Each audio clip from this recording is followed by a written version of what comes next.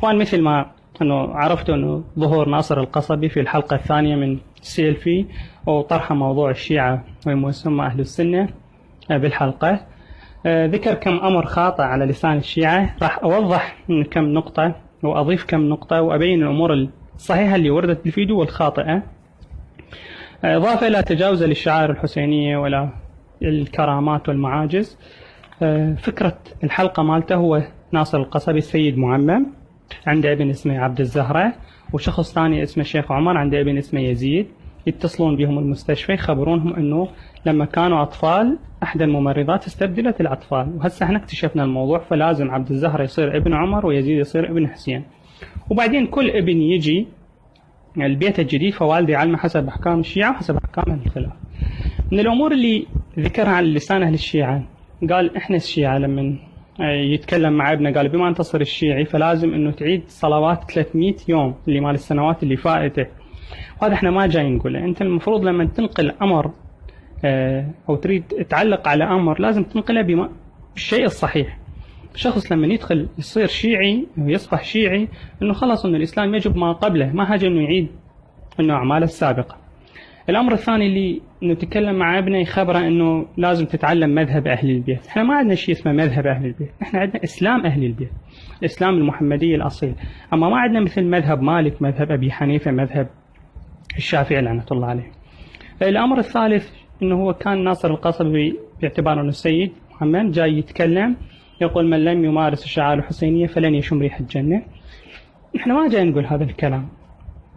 شخص اللي يحارب الشعائر الحسينيه وينكرها ويحاربها هذا ان شاء الله لا يشم ريح الجنه، هذا في جهنم. اما الشخص لا يحارب الشعائر الحسينيه لكن لا يقيمها لا يمارسها، هذا احنا لا يشم ريح الجنه، ما نقول هذا الكلام.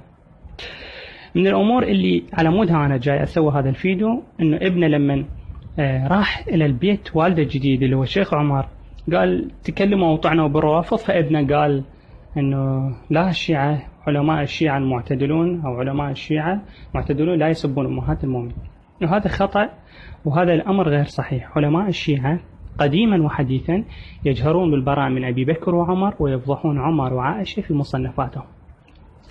على سبيل المثال راح اذكر كم اسم المحقق البحراني في كتاب الشهاب الثاقب يلعن عائشة ومعاوية صراحة. العلامة المجلسي إضافة إلى المطاعن كتب الثلاثة الجزء 28 و29 و30 اللي تسمى بالمطاعن اللي انطعن بأبي بكر وعمر. عنده كتاب اسمه زاد المعاد يتحدث فيه عن استحباب لعن أبي بكر وعمر في باب زيارة الزهراء سلام الله عليه. سيد الخوي في كتابه غاية المأمول صفحة 738 يلعن عمر صراحة. سيد البروجردي العلامة النراقي والكثير من علماء الشيعة. سيد الشيرازي في كتابه السياسة من واقع الإسلام يقول عائشة رأس البغاة صفحة 151. يقول كذلك عائشة لا تساوي قيمة ليف من نعال أجلكم الله في كتابه نهج الشيعة صفحة 35. فعلماءنا احنا لما تريد تنقل شيء عن الشيعة انقله بالشيء الصحيح. من الأمور اللي ذكرت بالفيديو انه ابنه يزيد لما اجى للبيت الشيعي فهو يعلمه قال انه راح اعلمك الصلاة حسب الشيعة تجي جاي للحسينية بس ها مو تفجر الحسينية، وهذا صح لأن هؤلاء البكرية هم دينهم القتل، دينهم التفخيخ، دينهم التفجير. كذلك قال إنه الابن لما يتكلم وياه قال أنت أهلك النواصب سابقا، قال النواصب عندهم حقد. أي فعلا النواصب عندهم حقد. أنت بما أنه نشر ناصر القصبي هاي الحلقة فهو متوقع أنه ردود أفعال الناس. فالرد الأول بما أنه أنت اختاريت يزيد ابن عمر فلعنة الله على يزيد وعلى عمر. الأمر الثاني راح نرد على هذا الشيء سويته بعد 15 يوم في شهر رمضان، يوم 17 شهر رمضان نحتفل بهلاك عائشة لعنة الله عليها. نعمل كيك، نعمل حلاوة